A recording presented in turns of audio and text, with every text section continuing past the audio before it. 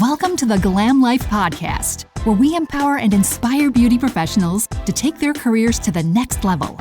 Your host, Victoria, is a certified business coach with over a decade of experience in the beauty industry, helping countless beauty professionals start and grow successful businesses. Now she's sharing her knowledge and expertise with you.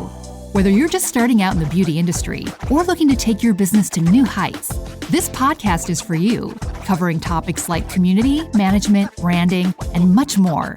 So join us on this journey to build the beauty business of your dreams. Hey, what's up? Welcome to the GlamLife Podcast. My name is Victoria Rocca. You might know me as Victoria Glam if you follow me over on Instagram. And if you don't, you totally should. You can follow the GlamLife over at the GlamLife Podcast. We have our own Instagram now. We are also available on YouTube with the exact same name. And I am joined today by an OG in the industry, someone whose name you might not know, but you totally should. If you're anyone who's anyone, then you do. It's Miss Robin Hayes. Hi, Robin. Welcome to the podcast. Hey, how are ya? I'm well. Me. No, thank you for making time. I know you're a busy lady. You guys, Yeah, Robin today was a lot of has paperwork. So Is it? yeah, it was paperwork day today. Robin has more than one location she works out of. So you travel between Tennessee and Georgia a lot, right? Yeah, I'm 3 days in one and 2 days in the other, and then just back and forth every week. You do not have a huge digital footprint, though. So when I started looking into you, to me, Yeah. you are one of the OGs, someone whose name I've known a really long time. But as I started looking for other interviews you've done, or even just about me sections on various websites, anywhere I could pull information on your early career, there's Yeah. not a whole lot. I think some of that is coupled with we didn't use the internet in 1993. Sure. And some of that is coupled with, you know, how much interneting do you actually do on a day-to-day basis? Well, you know, You're busy. Not being a trainer, not really being a social media person, you know, having 4 kids, having a husband that is an hour and a half away on certain nights and certain days. You know, it just is what it is. I put my energy into my patients and my people when I'm working on them, and then the rest of the stuff is all me. So yeah, I don't have a huge footprint as far as that goes, and that's okay. That's okay. There's just more layers of the onion to peel back today. Yeah. So Yeah. a quick recap, and correct me if I'm wrong on any of this, Robin. What I was able to find out is that Robin started in 1993, which was very rudimentary as far as permanent makeup goes. And then you actually are one of the lucky ones who got to start with a full-on apprenticeship. You did an 18-month apprenticeship down in Alabama. Absolutely. How did that happen? So actually my mom, she started in it first. So she had a friend that went to Birmingham to get her makeup done. And there was a lady named GJ Norman in Birmingham that was doing apprenticeships. She trained under Mary Jane Hackey, who's a traditional tattooist. And she went and did her apprenticeship, which was a year. And then sort of was like, hey, I was, of course, one of her little guinea pigs. So I got my eyeliner and my lip liner done during her training. Yeah, that was rough. And there's nothing like being worked on by your mom. Yeah. So that's very humbling. And then I decided to follow suit after that. So then we worked together for a good amount of time, and then started branching out to the different locations that I'm still handling. She's been retired about 10 years now. What were you doing before permanent makeup? So I had studied interior design, and then I was getting into nursing school when all of this came about. So really art, I went to art school, you know, nothing, but I was doing more interior design stuff. So your mom got started in this, and then you got curious about it, basically? Yeah, so I was 23 when I started. So I didn't have a lot of experience. Yeah. So I was 23 a decade and some ago, but I wasn't in this yet. I hadn't found it just yet. But I remember being so angry when I was 23 because I met my husband, and I was like, no, I'm just getting started. I'm so young. I have more partying to do. Yeah. I But get from that that. frame, like 23 is so young. Did you know you were going to be dedicating your life to it? Well, you know, it was interesting because when I started, everybody was like my age now or older. It was their second and third career. So I was super, super young then. Hey, commercials suck, so I'm going to make this really annoying. This podcast is only possible because of our friends at browsister.com. Head over to browsister.com and check out our amazing selections of the best anesthetics on the market, all of the best and most reputable pigments, needles, and anything else you could possibly want. We've got everyone from Taryn to Shay Danielle, and now we even have lash supplies. See you there, browsister.com. Use code GlamLife for 20% off your next order. So I was able to, really embrace the older people and let them take, me under their wing. Now I feel like here I am, that person, and then all these younger people are getting into it. So did I think I was going to do it? I think I knew by like day 2. Yep, this is it. Wow. When you know, you know. Yeah. I mean, it was just, I was like, hey, I'm good, and I loved it and I still love it. When did you make the decision to not educate?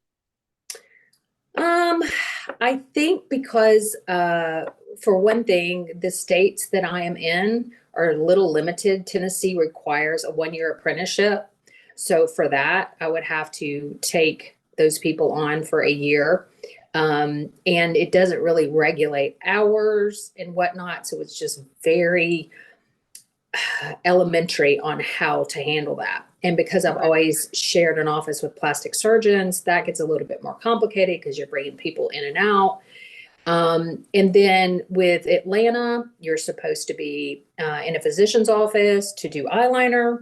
So that complicates that even further. And of course, back when I trained, eyeliner was the first thing you learned. Oh, really? Then it was brows. Then lips were considered advanced. And breast, you couldn't even get insured for like 5 years.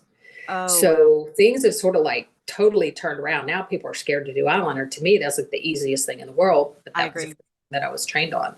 So I think for that and the fact that I do have so many offices and locations, anybody that wants to try to keep up with me, I'm more than welcome to let them try, but I'm not so sure that most people could do that. I was very blessed to have people, to help me with my kids and, a husband that was supportive and all that kind of stuff. So most people wouldn't be able to just do what I did and stay on the road like I do and still do. And so for me, that just really wasn't where it was at. I also never really found anybody that I felt was like fully committed to take it on like I felt like they should, like an apprenticeship. Yeah. So even though people say like, I really want to do this, it's like, well, okay, then you have to be in, who can afford as a new person to come in and spend a whole year, trying to train and learn the, I guess the ways of the world. So too, then you've got to, to me, it was just more of I don't have the time. I don't have the setup for it. And I really didn't want to be tied down. When you first started, you started with liner, brows, later lips. When did you get into, because you don't specialize in that. You specialize in areola and scar revision. When did you kind of make that turn? I mean, I still do. I mean, I still do. I usually see 5 people a day. It's almost an even between lips and between brows and eyes. Mm-hmm. Even though I specialize in the other things, I still do more brows and eyeliner than I do the other things. But I, am trying to push myself more towards just the paramedical, just because to me, it's just more fun. I love the learning experiences and I love my doctors that refer people to me. Yeah. And it's just more giving. You feel like you have more of a purpose after 30 years. Sometimes you sort of feel like, you've sort of lost your way a little bit. You've lost your why, I guess. So that part sort of keeps me going. So I'm about 25 to 30 paramedical, and the rest is still traditional permanent makeup. How many years in when you started paramedical? It was 5 years before we could get insured. PPIB made people be insured. And then I did do some training with some people for breast, people like Elizabeth Finch and Rosemary Boschman. And Great. I'm so glad you mentioned that because I wanted to talk to you about Elizabeth Finch. Mm-hmm. Yeah. So we used to teach some classes because Elizabeth had a good line for camo and that kind of thing. Well, first, let me start at the very beginning. When Mm-hmm. I first started, I trained with Lisa Fast in Houston. She was my Mm-hmm. first educator ever. Mm-hmm. Wonderful lady, really like her. But of course, just like everybody else, I continue my education all the time, right? So I've trained with Sure. a lot of the same people you've trained with, actually. We know Mm-hmm. a lot of the same people: Mary Richardson, Na Singh, Vicky Hansen, Terry Lively, Mm-hmm. Courtney Stevens, Jen Yeah. Boyd, Karen Darling. I mean, you run the gambit. You've trained with everybody, right? Mm-hmm. But when I took a class, I don't remember if it was with Vicky or if it was Lisa. But one of them Mm-hmm. told me to go on the SPCP website, and it has a little drop down tab. It's still there today, 10 years later, that says articles for technicians. And Mm-hmm. the very first one that comes up is The Color Brown by Elizabeth Finch Howell. This Yes. article is at least 10 years old because that's when I found Sure. it. It Yeah. was so helpful. It Mm-hmm. might be the most, I mean, we're going to get so many clicks on it now, but it might be the most helpful thing that I ever read about understanding how brown is made. But you actually, going back to the very beginning, you had to figure that out on your own, didn't you? Because they Yeah, and didn't of sell you course, pigment. Elizabeth makes pigment, so it's very Yes, easy for her to explain that's it true. better than us lay people. But I was basically given 7 colors, and that was it. I had to mix everything. So I had, It was powder. yeah, it was a powder. It was mixed with distilled water, alcohol, sometimes glycerin, in a blender because Oh my God. nobody would sell to us except for Spalding and Rogers and United Tattoo. Everybody else was like, no, we're not selling to y'all. Y'all learned in 2 days a week. You're a bunch of hack jobs. Not going to happen. So we were very underground back in the early 90s. And so you had to learn to mix your colors. I had a brunette, a blonde, a black, a white, Peking red, which is off the market, and a mauve. And I had to do everything with those pigments. Um, How and did you that figure out how'd you figure out your formulas? you wrote down basically, like a quarter of this, 2/3 this, we didn't dilute. We didn't put orange in anything. Of course, back then we were using carbon on everything. Oh my God. So you basically did everybody with the same black on eyeliner. And then you had your brunette and your blonde, and you could mix those for the brows. And then with the lips, it was you had the Peking red, and then you could just darken it with the burgundy color I'm sweating or the thinking white, about. which I never really did. But so my art came into play for that reason. Yeah. How did those first couple of clients come back healed? Were they Yeah, I true mean, to color? yeah, absolutely they were. And of course, I was using a traditional tattoo machine. We didn't have, this was even before the little plastic pin machines came out. So there was a lot of color. There just wasn't a lot of vast colors like we have now. It's like OPI when you go get your nails done now. You've got like Yeah. 15 colors of fuchsia and 20 colors of blonde. And people just don't realize how good they have it to not have to mix. I love, and I still mix some, but it definitely takes the guesswork out of it, which is nice. Did you wind up kind of swinging the pendulum the other way? And as things became more widely available to you, did you like take on a huge color, I don't know, inventory? Not really. I would say what I did after I left my apprenticeship was I was using a lot of medical Derma International because of Elizabeth, and we were very close. And of course, she had wonderful lip colors, wonderful brow colors, and there weren't a whole lot of other options out there. And then LI came on board, and my friend was repping them. So I got on board with LI, and I used those for about 15 years. And I still use them. They're great for my mature clients, which I have, because I have clients that I've had for 20, 30 years. 25 years.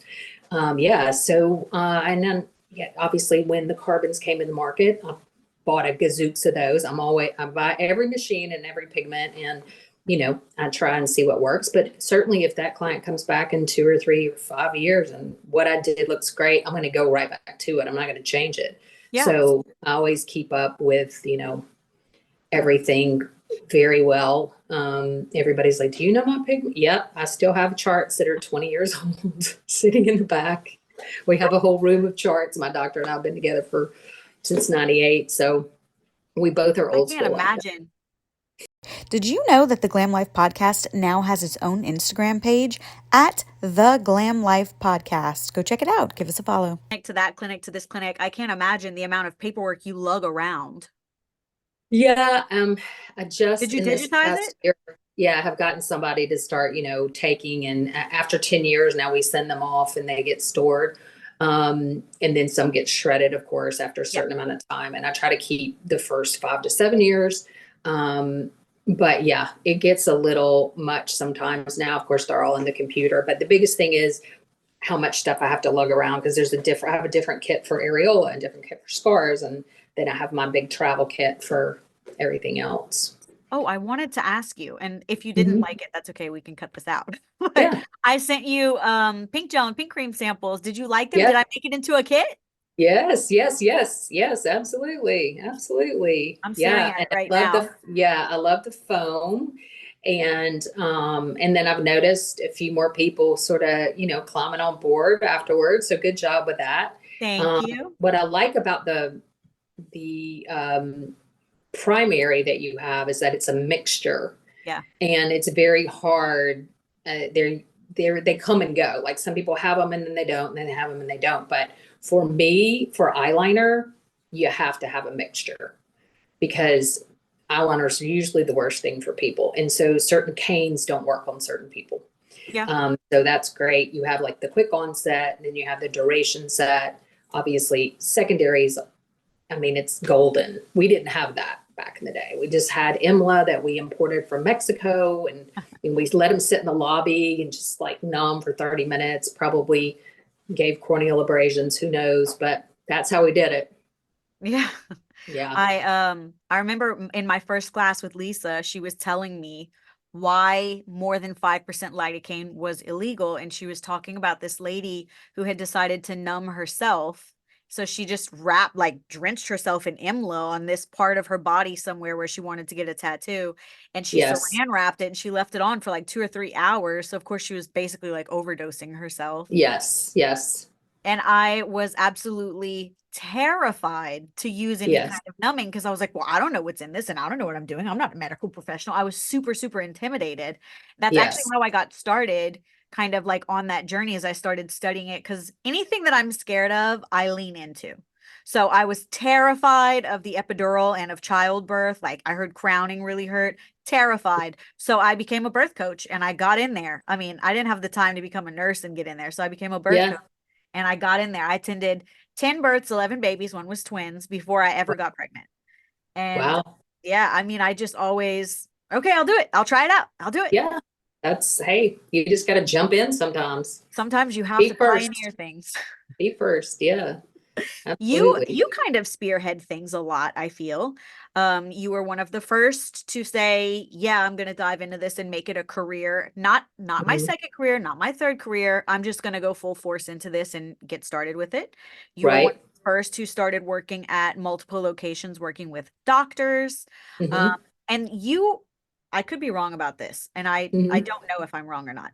Were you on both the board of the SPCP and the AAM? Not at the same time, but yes. Has anyone else done that?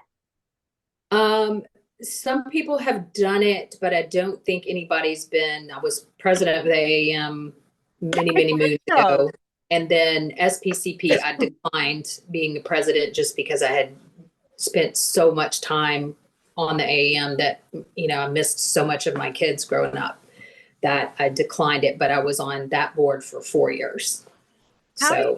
It says this on something that I read. You have a lifetime membership to the SPCP. Yes. How does one get a lifetime membership? So after 10 years of being a member, you can apply. And it was just a way to sort of acknowledge us more mature women, because, even when some of them would, like right now, we have people that have retired, but they'll still come to meetings, and just because they want to see their friends. Yeah. Which is great. So it's just a great way to sort of acknowledge. And we always laugh about one day we're just going to have a big walker sitting on top of one of the tables and be like, hey, Oh, it is. Hard, It would be. Yeah. I used Yeah. to, So no, go ahead. Sorry. no, yeah. So it's just a way to sort of acknowledge how many years somebody has put into the industry. We used to Yeah. give out little, lapel pins with little rubies and all that stuff in them. But yeah, I think it's just a way to acknowledge that you've really put your hard-earned time in to help an organization and those kind of things. I think we should bring that back because there is something to it. And you actually said this Yeah. in another interview, so I'm quoting you, but all of my Mhm. best friends are my colleagues and I see Absolutely. them at conventions. Absolutely. That is exactly what my friends and I are experiencing right now. Like Yeah. Katie Schofield from the UK just left. Alice Mhm. Kingdom was here. Veronica Fleiser was here. They all came, during Christmas and we visited and I hosted everyone. And it Yeah. very much feels like those are my friends, which Absolutely. they are. But I mean, even they're my core group of friends because they live in my pocket all the time, right? So Yeah. every day I talk to 6 or 10 of my colleagues all day long. And we collaborate on things and we do courses together, or we do products together, or we do launches together. We are Yeah. very intertwined in each other's lives. So Nobody it only else makes sense. understands how crazy we are. Exactly. Yeah. And it only makes sense that, as we age and we retire, who are we still going to Mhm. want to hang out with? The people we've hung Yeah. out with every day for 60 years. Absolutely. 60. Absolutely. And it's almost like you sort of come down off this like high because you've been with your friends. I was just in Austin with a few people. Sometimes we train, sometimes we don't. Sometimes we just have fun. I'm getting Yeah. ready to go to Japan at the end of, the first part of February with our executive director from the SPCP. And she's speaking at Terry? a doctor. The executive director is Shannon Zickafoos. Terry is the Okay. president. So Shannon handles the day to day, but I'm going to go and just assist her. She is a nurse, but she's speaking to the medical tattoo group there because in Japan, tattooing is still illegal, but that's a good way for them to, sort of spearhead it under this group. So that's going to be fun. A huge 25-hour flight. We'll be gone for, be there for a couple of days and fly back, but we'll get to really talk about things and growth and things that, I can help with. I'm not on the board anymore, but I've got enough knowledge from throwing conventions and all that kind of stuff that I'm always there to help. And we just all, we text each other every day. We send each other stupid memes, Yes. whatever, we vent. It's funny how history just repeats itself over Yeah. and over and over because that's exactly what we do. I flew to Absolutely. Miami last weekend to spend a girls' weekend with Carla Ricciardone. We had a little sleepover. Yeah. And she tattooed my areola. And while we were there, we invented a new product that we're now developing. We're doing some R&D on. But There isn't you it funny how that's just the way business is done now? It's not It's what we think about. meetings in a boardroom. It's just Yeah. your besties hanging out because you're never not working. You're always with your friends. And you're always working. Always We're working. talking about work. Yeah. It never ends. It never ends. It's your whole life now. And even the husbands, they don't even want to be there. They're like, good God, can y'all just cut it off? Or we can't cut it off. We just can't. My, how the tables have turned. Yeah. My poor Yeah. husband. He came to UK PMU conference with me and he did Roll Up in Miami because we went there and then we flew straight to Miami. Sure. And it was our anniversary. So we had about a week in between that we just said, well, if we're already in Europe, we drove through Switzerland and Germany and spent that as so that's nice. We got to kind of write off our holiday a little bit. Yeah. But then that means that he had to actually sit through work while I sat at my table selling, shilling my wares. Yeah, And of course. he was so bored. Yeah. So bored. And I was like, well, Yeah. I have to actually work if we're going to take a work trip. No, I know. I just would rather be home. We just sort of say you can come, but you're not going to have any fun. Exactly. I have fun though. Yeah, but I'm going to have fun. And you're going to be sort of, even when I go with my husband to his conferences, I'm sort of sitting there like, what does your husband do? He's ortho spine. Okay. So he fixes people's backs, which is great. Yeah, especially in our field. Yeah. Nice to know a good spine guy. Same thing. And it's funny too, because he'll be like, okay, I don't want to see this. We can sneak out for a couple hours. I do the same thing. I don't need to hear this. I don't do this. I'll sneak out for a couple hours kind of thing. So yeah, it's nice to incorporate it. Yeah, if we're going like to travel somewhere, I don't want to just see the inside of the boardroom. I want to see the place. So we got to get there a Uh, day early or leave a day late because I want to see. And we have to do it together. That's why we're married. You're yeah, contractually obligated to your best friend. yeah, absolutely. How did You you are. go ahead? Yeah, no, I said, yeah, you are. So, but if you incorporate it, it's awesome. Yeah. How did you get hooked up with Jill Ulmer and Hope and Olive? Um, wow. I can't, she just reached out to me, I think. This has been a few years, but, I've always done, side volunteer stuff. I used to be the president of a breast cancer organization, in Chattanooga that helped raise funds for, college for breast cancer survivors' kids. And so I guess probably that word of mouth, through my other colleagues that, were with her.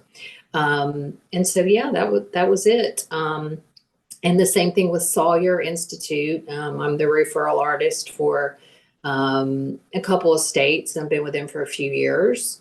And then there's a breast cancer organization out of Dallas called AIRS that I'm also with. So, they usually just sort of reach out to me for, colleagues probably refer, you need to call her up and see, because Atlanta's a pretty big market, Yeah. for all that kind of stuff. So, yeah, and what she's doing is great. So I love to see, her incorporate more people, and all the stuff that she does is just wonderful. So I always like to give back this way I know how. Yeah. It's That's the awesome. thing, right? Is yes, Absolutely. it's a business, but at the same time, I mean, for someone else, it's not necessarily just a purchase that they're making. It's something that's very important to them. Sure. So Yeah. at some point you're not blurring the line if you know how to run a business, but if you never were taught how to run a business, you're going to give the shirt off your back at some point, Yeah. So I Yeah. think what she did was really selfless, setting up an Yes, entire it's a lot of system work. to support people. Yeah, it's a lot of work.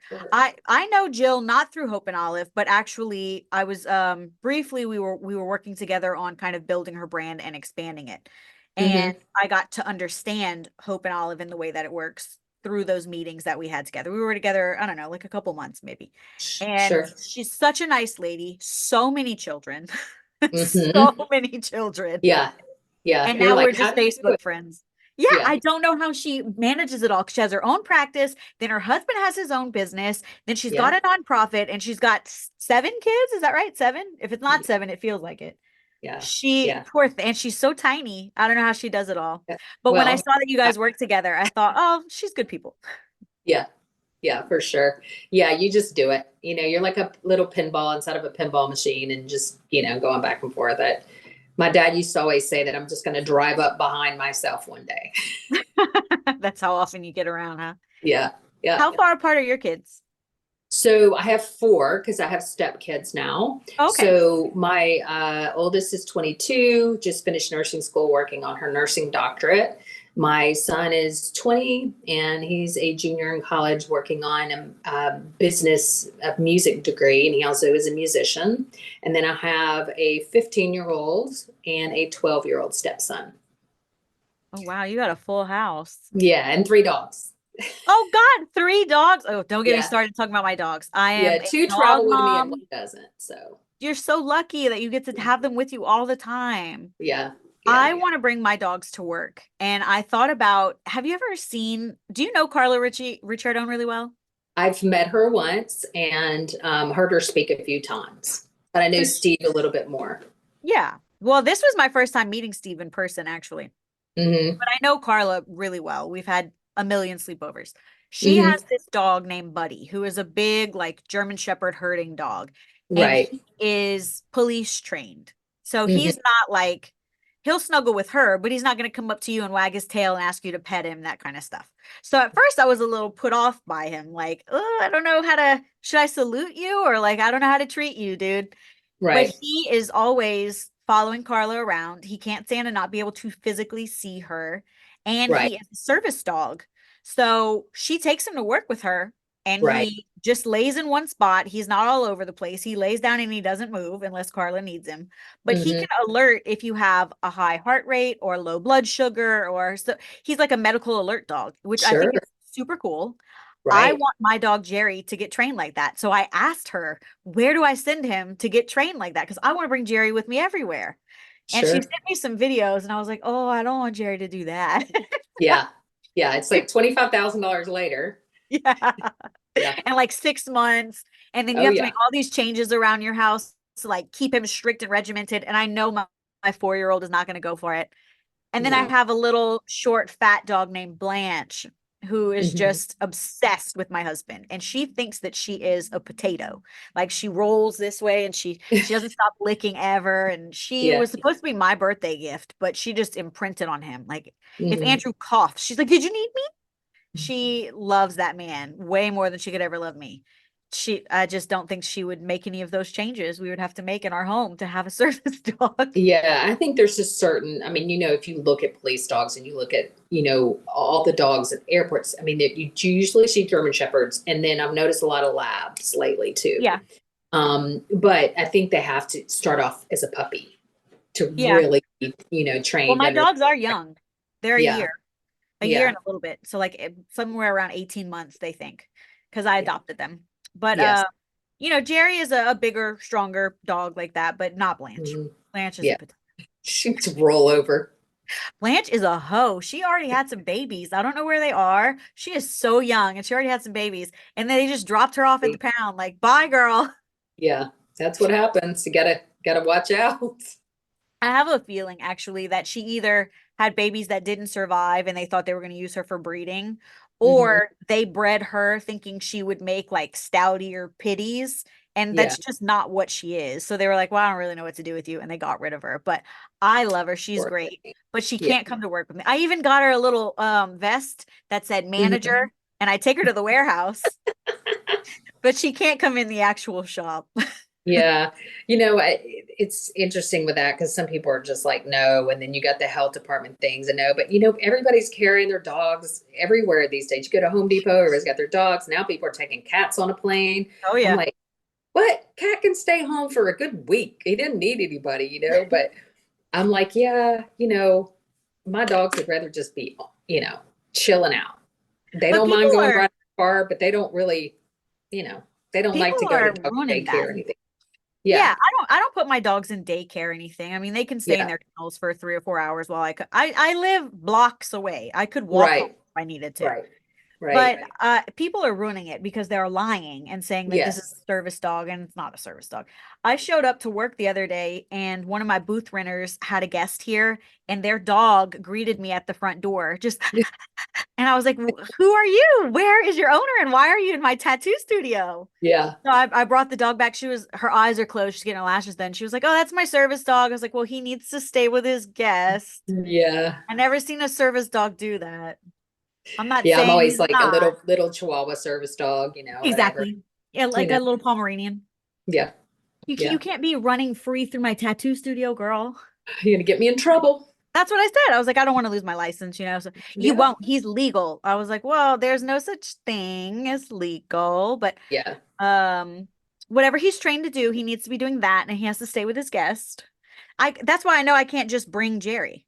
Gerald Yes. cannot just come to work with me and just run around. He's absolutely lawless. He will go Yeah. anywhere he wants. And if he really likes you, he'll lift his leg. He's peed on Blanche more times than I've peed in the toilet, I think.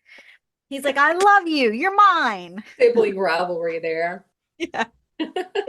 He's just so happy to have a home. My husband and I had dogs for 14 and 13 years, respectively. We had one dog for 13, one for 14, and they passed away. And I was just absolutely besotted. I couldn't handle it. So I begged and begged. I had to have more dogs. I knew that my dog who made it to 14, I knew that he was passing. And I said, Yeah. I can't come home to an empty house. He was like, you have 2 kids. It's not an empty house. I was like, yeah, but they Yeah. don't snuggle with me and everything else. You have to get me a dog. So he got me Jerry about a week before my birthday. He was going to get him on my birthday, but then he found out that he was going to be euthanized because he had been in the shelter for his 160 days or whatever it is. Right. So he was on a job and he called me. He was like, hey, your birthday is going to be put down. You better go get him. So I ran and got Jerry. And then at the end of the week, when he came back in town, he surprised me by taking me back to the pound, and we got Blanche also. So I got really lucky. But I remember thinking like, man, you have no idea. This is such a good dog. And he was just going to be put down for no reason, Because he knows you saved him. I think so. He really appreciates that. And he didn't know my husband existed because my husband wasn't home for like a week. So he never even met him. He knew me and he knew the kids. And then in the middle of the night, my husband comes home. I'm sleeping. All the lights are off. The dog is sleeping. All of a sudden I hear the dog growling. I had never heard this before in my life. This dog has never even barked in 7 days. He's never barked. I was like, oh my God, is this dog going to eat me? And my husband turned on the lights and he said, hello, Jerry. The dog was like, who are you? And why are you here? Yeah, he was protecting you. And now he's just throwing you to the side.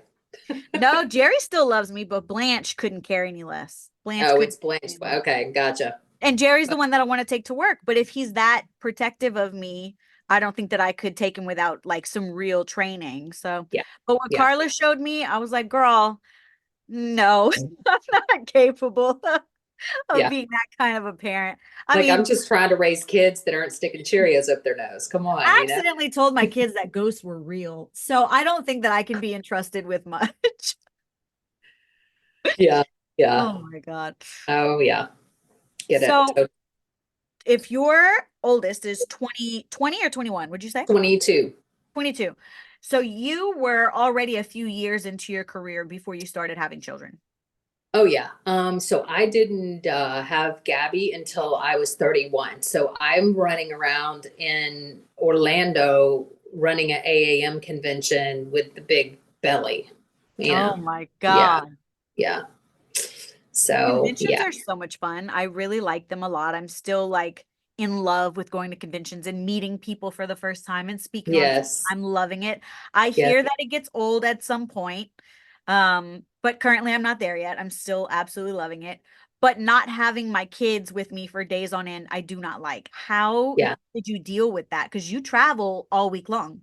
Yeah, I mean, they were used to me traveling. Well, I would only travel like towards the end of the week normally. So I would be home, for 5 days, a weekend, Monday, Tuesday, Wednesday, and then I hit the road Thursday, Friday. I don't work on the weekends, so I usually just work 4 to 5 days. So it was always, sometimes I would just go down for the day and turn around and come back. But very hands-on husband and, a great lady that was with us for years that helped me. So, and then, they did the daycare 3 days a week thing when they got old enough. So it worked great. They so far aren't in therapy. So I guess it's okay.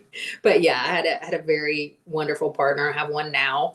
And so it just takes, it takes that, a lot of organization for sure. I'd always try to make sure I'd take them to, Tuesdays was always their like field trip days. So I'd take those days off or take the half day off and I'd go to field trips with them and stuff. So it was more about the quality of the time that I spent with them. Yeah. And they were just used to it. They always knew Thursday night, mom was going to be home later. She wasn't going to be home because she was traveling and it was, taco night, it was Mexican night. So they loved it. And if I was home by some weird chance on a Thursday, they were like, what are you doing here?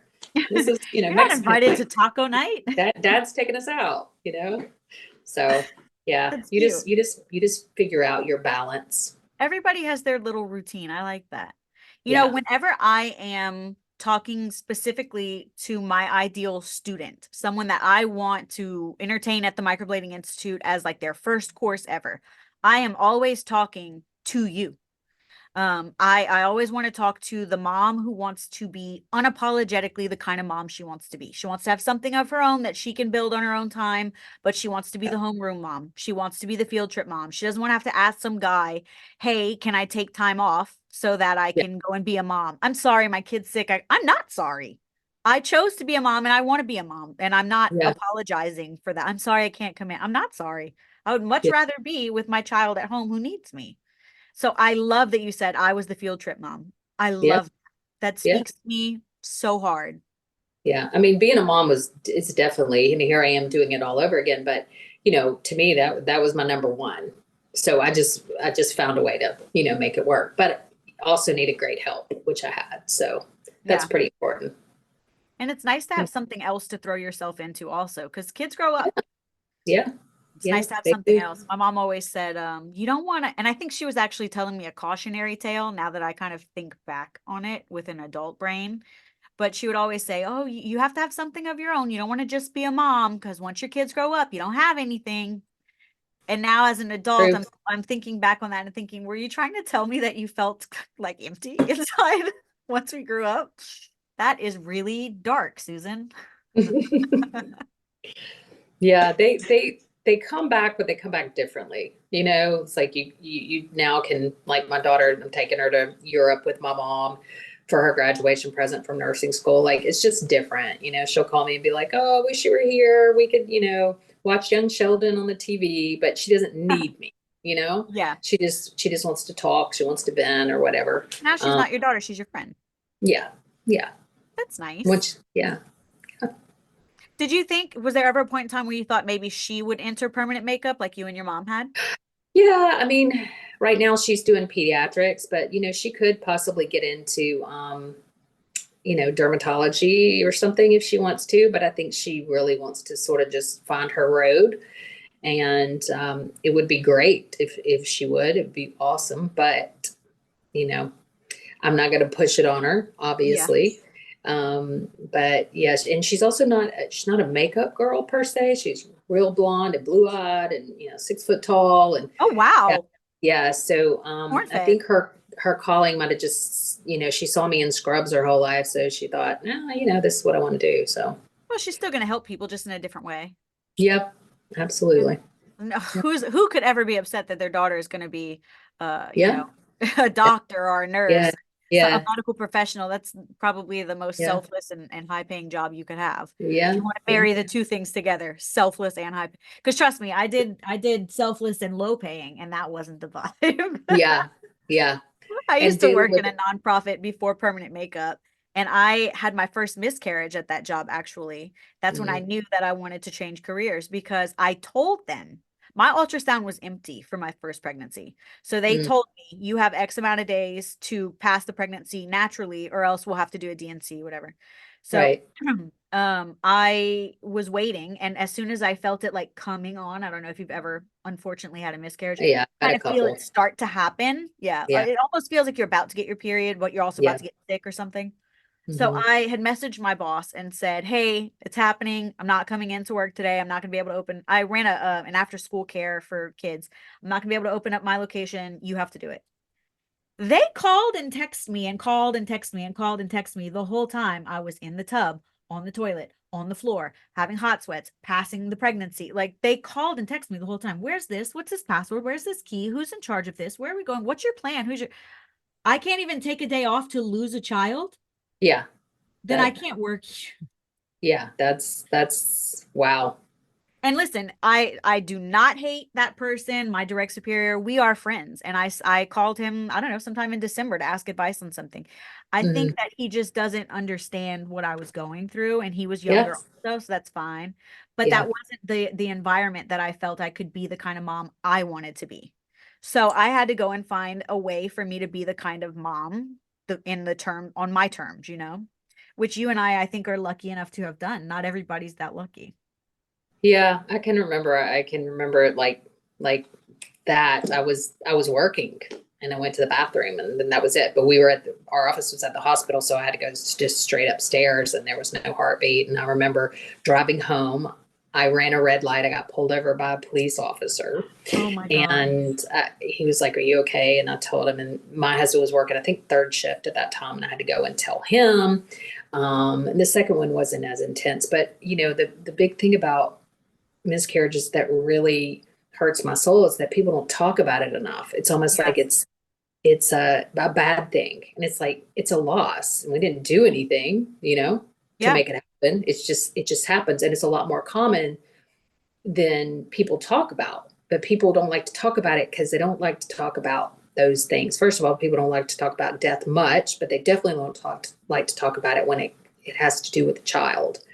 And it's like, but it's still, sharing is still a part of it, So it's one of those things where the more I talk about it, the more I see how many people are in the same situation.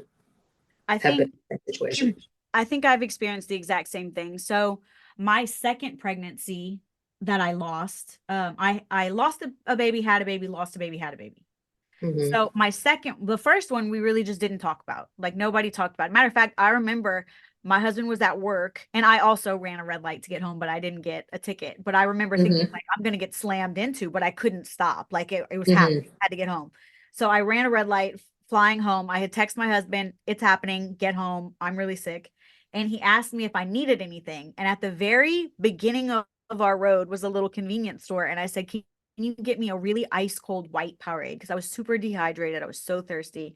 Mm-hmm. And I have this weird thing. So sorry to anyone who I offend with this. I love a Powerade, hate a Gatorade. Can't do it. Gatorade just tastes like wet to me. I don't know. It's almost like if oil and water were in a bottle together. That's the feeling that it gives me in my mouth. It's And I don't probably like pretty it. much what it is. Yeah, it's gross. I don't like it. Yeah. So I wanted a really ice cold white Powerade. And I heard my Mm-hmm. husband open the door. He came and knocked on the bathroom door and said, do you need anything? I didn't want him to come in because I was laying on the ground, butt naked, next to the Mm-hmm. hot tub, and then also getting on the toilet. And just like my body was going through it. Okay. I was basically Mm-hmm. going through labor. I was like, no, Mm-hmm. I'm fine. I was not fine. I was dying. And I finally passed the pregnancy. I came out of the bathroom. I was like sweating. I was so weak. And I said, where is the Powerade? And he gave me fucking Gatorade. And I said, I don't want this. I wanted a Powerade. You know how I feel. He was like, well, they don't have any Powerades at the store. Why don't you go fucking get a Powerade? Robin, Ruh-roh. we almost got a divorce. I was like, okay, I'll go get a Powerade. You stay home and lose the baby. Oh my Right. God. But he I think regrets he just that. thought I was having a bad, yeah, well, he feels so bad. I think he Yeah. thought I was just having a bad period because we're kids. We started dating when we were 23. We got married and then we had this first pregnancy and whatever. So he had no idea what was going on. He didn't realize Yeah, you've what been all I together did. 30 years. Yeah. So he I met my husband when I was 15. He beat up my Mhm. boyfriend at a party. And I didn't talk to him for many years after that. But we started dating senior year of college. Mhm. But yeah, so by the time we had the second one, it was technically my third pregnancy my body was going through. So I showed really fast, faster than I Sure. wanted to. And we bought our house because we needed another room for another baby, right? So we go to take the picture with the sold sign, and I look 6 months pregnant, Robin, and I'm about Sure. 10 weeks pregnant. So we Mhm. said, we bought we have 3,000 square feet, and in September we're adding 2 more, I think is what the little post said. And it was so cute. And 200 people on Facebook told us, congratulations. Oh my God. But there's no way I could have posted the picture without acknowledging the pregnancy. And then Sure. about a week and a half later, we had heard a heartbeat. There was no more heartbeat. And Mhm. it was devastating. But Yeah. because it was so public, the more I said, like, I just went ahead and posted it instead of telling people every time I ran into them, no, we're not going to have that baby. Yeah. All these women, and I noticed this on Facebook a lot. If I just say the quiet part out loud on Facebook, everyone will join in. All these women that I personally know in real life said, me too, me too, me too. Yeah. Me too. It was such a big deal. And someone else commented on it and said the quieter part out loud, which was, I'm so glad we have a space where we can all admit that this is going on instead of all of us walking around feeling alone like it only happened to us. Sure. It's like, now some of us are unlucky enough to have punched this card more than once. I Yeah. remember well, that's her business. I was going to say a girl that I know had happened to her several times. And there was plenty of reason Mhm. for us not to like each other, but I couldn't help but feel so badly for her that it had happened 3 or 4 times. I'm not going to Mhm. reach out to her because it would probably be inappropriate, but I just felt so badly for her. That's rough for anybody to go through. Yeah. So when I start to hear other things that women go through and tend to not talk about, like, who knew how many women were missing partial or all of their areola? Who knew how many Mhm. people were walking around with just one areola or no areola? Until you Mhm. start providing the service, nobody ever tells you that. And there's Sure. no reason for me to open your shirt and look. So I Mhm. would have never known. I had a mommy makeover and I had a lift with a small implant, and I Mhm. got some necrosis at the bottom portion of one areola. So it Yeah. was just scar tissue with no coloring to it.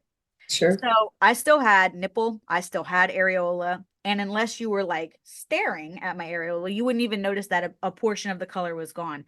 But it bothered me. And Mhm. I don't know if you guys know this. God, we're talking so much about lady parts today. After you have a baby, the color of your areola changes. It's not Yeah. its original color. Right Yeah. after you have a baby, it's like very, Really very dark.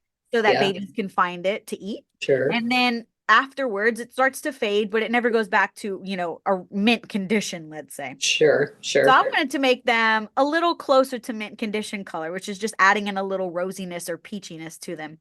So I said, hey, Carla, could you not only color match this to blend it, but then could you make them both the same color with just a little more rosiness to it? Oh, sure. Come on over. You're my best bud. I'll just do it for you. Sure. As soon as I said that, do you know how many people started telling me, well, I didn't know you could do that. I'm missing color here. I'm missing that. I didn't know. I don't have an areola. I had no idea how prevalent that was. You don't have to have breast cancer to not have your areola. True. How many women do you see who are not cancer patients? I would say maybe 20% I'll get from lifts and necrosis and stuff like that. From, like one of my doctors, I just saw a picture. She took 16 pounds off this lady's breast. Whoa. Yeah, that's a lot. So, that's more bound to happen with those kind of things. But because of, my relationship with the plastic surgery community, I'll get those. Now, as far as just a traditional breast and somebody wanting to darken it, I do those, but I usually try to make sure that they are being realistic about things. Because, and I won't work on them if they haven't had kids yet and breastfed, all that kind of stuff. I don't. Oh yeah, because they're going to change so much. Get into all those hormones and all that stuff. But yeah, and sometimes things they were born with, but usually they're surgically related. Yeah. So I'd say about 20. Have you worked on cleft lips? Yes. Yeah. But I have an issue with that too, because a lot of my plastic surgeons will send them to me when they're too young, and I can't. It hurts my heart. So I have usually about 15 is where I'll start. Yeah. And I really have to work with, I meet with her, I meet with the her or the him, I meet with the parents. It's usually the parent that's trying to get it done more than the kid. And then I have to, work on their schedule as far as like when they're going to be out of school and all that kind of stuff. But I work hand in hand with a craniofacial doctor when I do that. And he's done everything that he can. So he writes off on it. He will numb them. But I really have to make sure that it's just like with alopecia, with their younger, I really have a hard time working on anybody that's not, even 15 is hard. Even that's hard. So they have to be mature and they have to understand. I got to know that they're going to take good care of it. It's a team effort. Yeah. I have a client who is also kind of a girlfriend. Like we see each other around, run the same circles.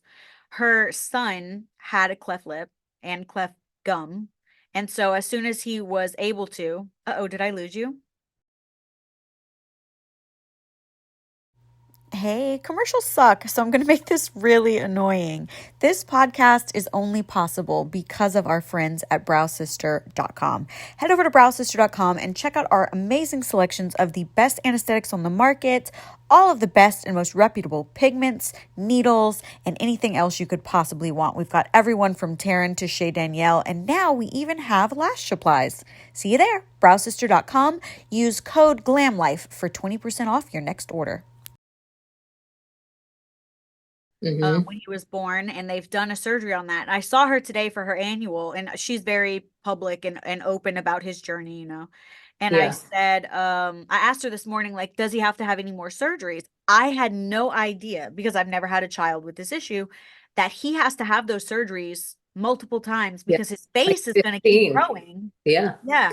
They usually have by the time they're 12, they usually had 15 surgeries. And especially if they're the inside, they've all different kinds too. It's a lot of work. And then they have a lot of scar tissue. And they're sensitive, and it's a big deal because he's so cute. He is so cute. I just feel badly for him. I can't imagine ever causing that little man any pain. He's so cute. Yeah. It's tough. They have to get a dental block for sure, because nothing we have can touch all that. Oh yeah. It's going to be nerves and everything. Yeah.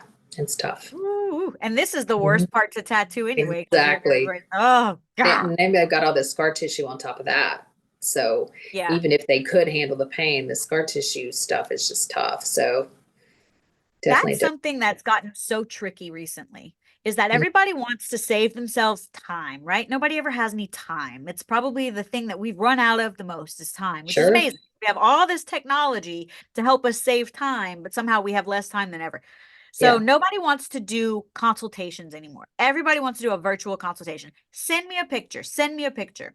Yeah. Well, how do I know if what I'm looking at in this picture that you say is 3 years old, there's almost no color left anymore. You send me a picture and your brows are bright pink. Now, is that iron oxide that's left over, or is that scar tissue? Because one of those means I'm not going to tattoo you. Right. So that's that. I had that come up this morning in a DM, and I think the girl thought I was blowing her off when I was still not giving her a price, but asking her if she could come in for a consultation. She's like, well, I sent you a picture over a week ago. I was like, yeah.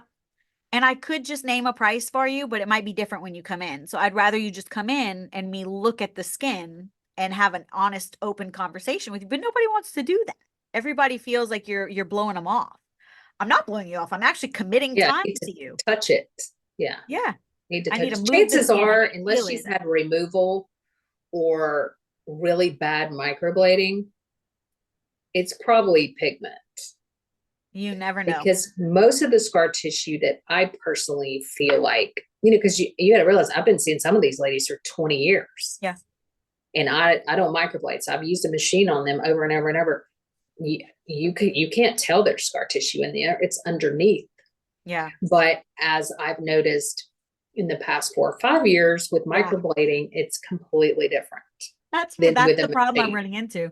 Is I'm seeing, that's why I was like, you never know. Yeah. I'm seeing work from 2 or 3 people who don't work anymore. Yeah. They've moved on to other ventures. I'm seeing some of their past clients who they worked on once or twice, and they have deep scarring because maybe they didn't understand depth or pressure or whatever. Sure. And they're so sensitive because of that much scar tissue, but it also doesn't hold pigment as well. So now in almost 10 years of tattooing, I don't want to work on that anymore. I won't work on it. I'll say, listen, you're not going to be happy with the end result. I'm not going to want my name on it. Like sorry. I don't They'll find somebody to do it. They will, but it won't be me. I'm over it. Yeah. I'm over people pleasing. 2024 is my year that I stopped pleasing people. At the end of 2023, I started pissing people off. So I'm just going to roll with that in 2024. Yeah. Once I said, you know what? I don't really care if you're happy or not. I care if I'm happy. So I'm going to stop doing the thing that makes me unhappy to make you happy. Life has gotten a lot better. I have a friend that posted a thing that says, stop trying to make everybody happy. You are not ice cream. I am not. I am not. I got my first 1-star Google review recently. I couldn't care enough. It wasn't even a client. It wasn't even a client. It was someone using my parking lot as their own auto zone. Right. And she left me a 1-star review that said, most of the girls here are nice, but be weary. The owner isn't that kind or isn't that nice or something.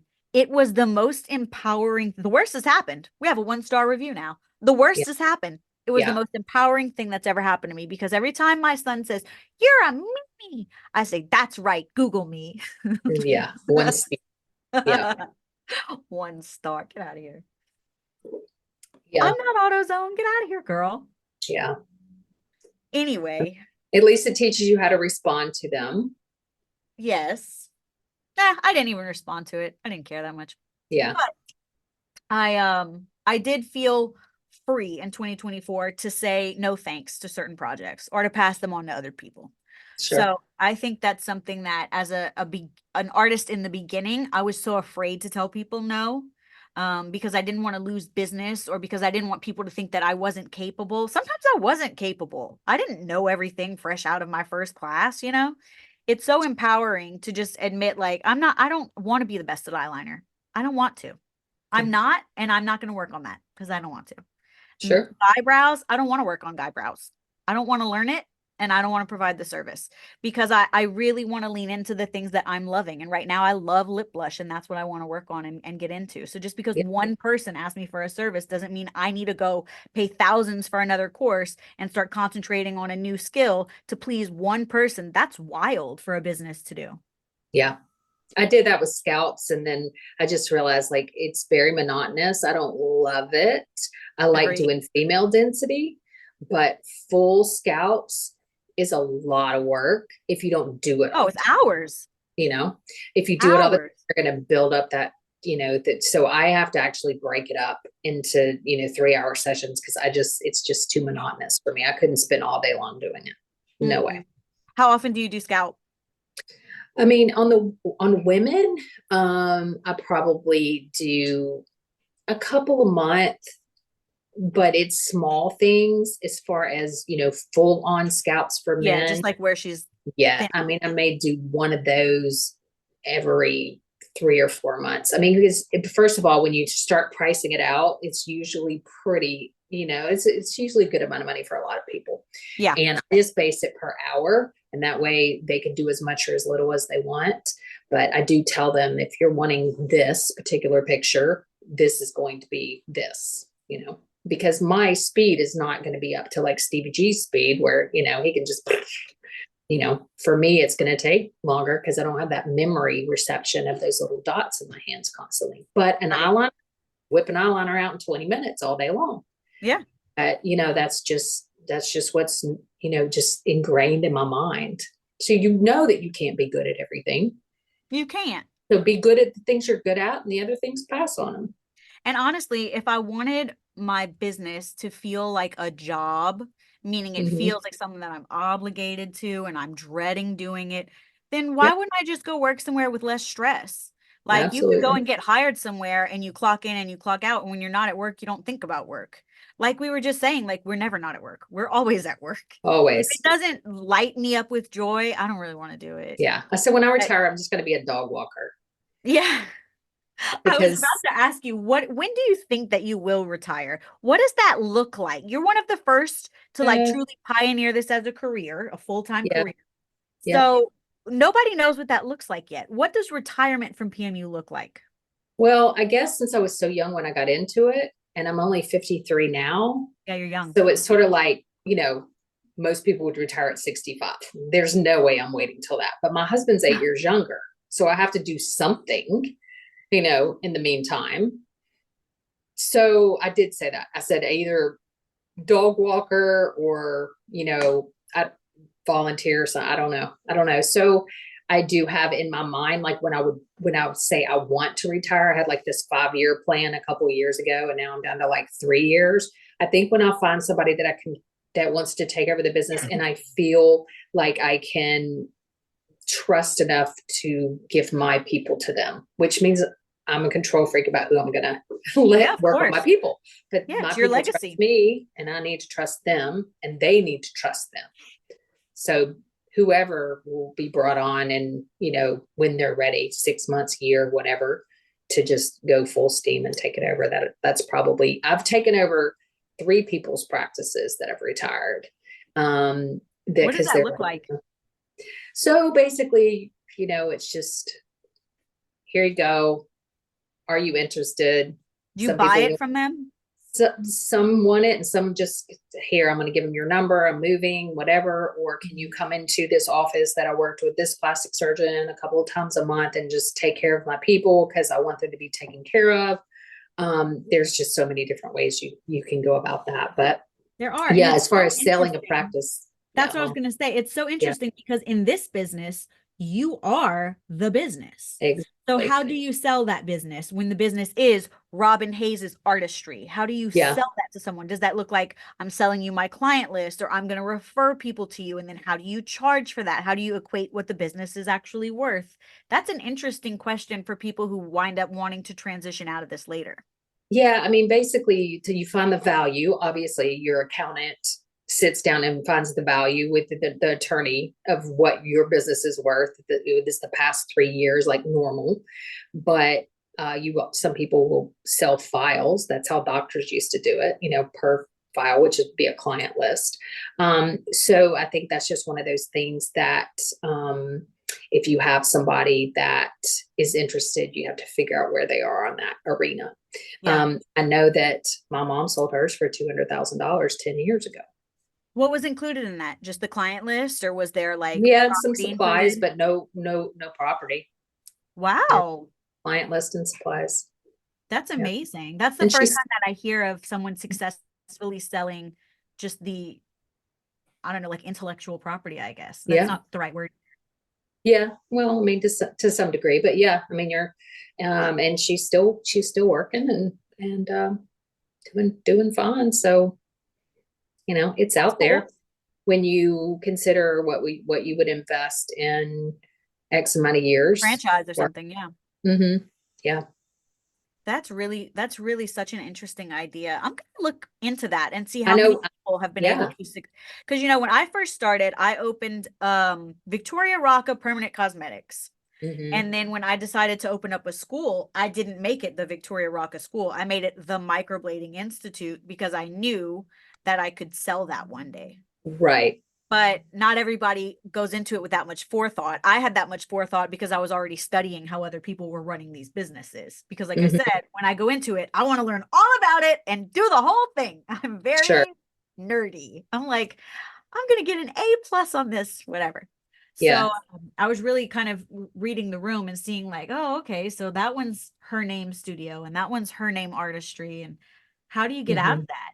How do you get out of that? Or how do you hire people and then get them to work, oh no, you should go with this girl who works for me. Well, no, Yeah. I've heard of Victoria Rocca Permanent Cosmetics.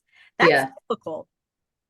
Yeah. I mean, that is something too. It's almost like you have to have a side business to sell because it's the name. So if it's your name and you're no Yeah. longer there, but yes, I think it's just like with anybody, if you take them under your wing, your prices are going to be here. Their prices are going to be here. Yep. And if they can't get in with you, they're going to go in with them. They know they trained with you. They have the same ethic as you. And then eventually it just sort of tapers off to whatever you decide. I've had one friend that sold her phone number, just her phone number, her business phone number for $40,000. And this was like How'd you broker that? 12, 13 years ago. Where do you find a buyer for your phone number? The girl that, she had trained and she knew she was quitting and she knew that people would be calling to make appointments and she took it over. That's so smart. That is Yeah. so smart. Yeah. What state was that in? Georgia. Yeah. Okay, Georgia. My friend Pat, the girl now refers to me because she's gotten out of it, but I was like, that was brilliant, just so it takes you, it's just like when you're going to sell a house, all it takes is one person. That's true. You just need one buyer. Just need one person. Yeah. So. Robin, what do you think is the future of Robin Hayes, the permanent cosmetic artist? I think for me, when I decide to just sort of like trickle down a little bit, I'm just going to do paramedical cases and just stuff from the heart. It's not going to be a thing. Yeah. Or passion. And hopefully I will be able to pass what I've learned on, to that next generation that I think people want to get into it because they save the world, but they don't understand they got to get all this other stuff out of the way. You need to be good at all these other things before you get into this. But now some people are just starting off with this. And I understand too, at least you don't have mixed bag, but you need to learn all the needles, all the pigments, all the everything. You need to touch skin 1,000 times. And I don't have a skin background. Obviously, if people had a skin background, I think that that's even better, but it's just all the things that you learn. So I'm hoping that I'll be able to pass that part on as far as me branching out. I think I have these control issues where I'm just like, okay, I don't know. It's going to be hard for me, but I know that it's coming eventually. If somebody has the desire and I can see the fire in their eyes, then, I'm willing to take them on and see what happens. Or take a few people on and see what happens. I've got like 10 different offices that I work out of. So, got 10 offices, no big deal. So I don't know, maybe I've got 5 years left. Maybe I got 3 years left. COVID did a number to many of us just in general. It just I find that I get irritated quicker and, all of a sudden I got adult ADHD, and, it's just like, oof. So, and I do it all myself. I don't have anybody under me. I do everything. I do all my booking, all my ordering, all my everything. So I am the everything, So yeah, I would say you definitely have some control over yeah. that. And my husband is not on social media. And by 8 o'clock at night, he's like, put the phone down. This is our time. So I have to respect that, honor that as well. So, yeah, I'm happy with the amount of people I see, the amount of money I make. I'm not interested in driving around in a Bentley. Could I get one? Sure, I could. Could I put it on social media? Yeah. I don't care about that. I mean, I'm running around in my tracksuit half the time looking like I'm homeless, when I'm not working, I'm walking dogs. I'm riding rides at Six Flags with kids, I'm going on vacation on whatever. But yeah, I put as much into it as I want to anymore. But the good thing is we have the flexibility to do what we want. I want to take off 5 days to Japan. I take off 5 days to Japan, Woo-hoo. But I think it'll always be in me, Yeah. I think I'll always be around. Entrepreneurship is to the marrow. I mean, it runs through your veins, through and through and through. It never. And I grew up with a mom that, like started doing nails when, she was the first like sculptured nail person in my city. She started off with a makeover salon. So I've always grown up in that industry of single mom, like busting it, so it wasn't anything weird for me to follow suit. So you're not going to be able to just be a dog walker. You're going to wind up running a dog business. You'll have a kennel, Well, actually, what I said is dogs. I want a farm, and I want to basically be like a hospice for elderly dogs that are sort of on their last little leg, and then you can like order them pizza and movie night, and then you have vets that volunteer their time, and then when the time comes, you come and have your little time with them. And then, Robin is going to run the farm they sent all of our childhood dogs to. Yeah. Like have a big pool, have like a snow cone thing, like food trucks every day, Dude, you have to, and you can just put a GoPro out and let it be live on TikTok all the time. It'll be the most popular thing. You can monetize it. Yeah. Entrepreneurship never stops. Yes. Anytime you can marry passion and your business, you've got a winner.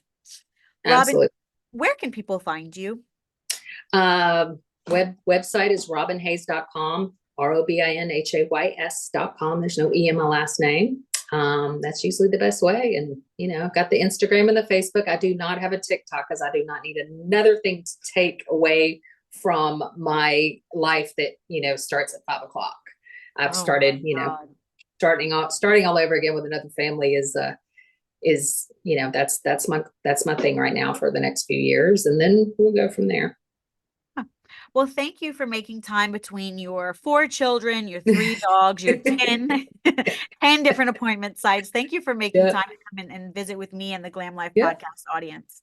I appreciate it. I feel like I got lots of nuggets out of this, and like you kind of opened my eyes to how good we have it. I have not yet had to take powder and mix it in a blender. So we're doing pretty good. Yes, very blessed. And we can actually numb people without, burning their eyeballs out. Thank you. Amen. Oh my God.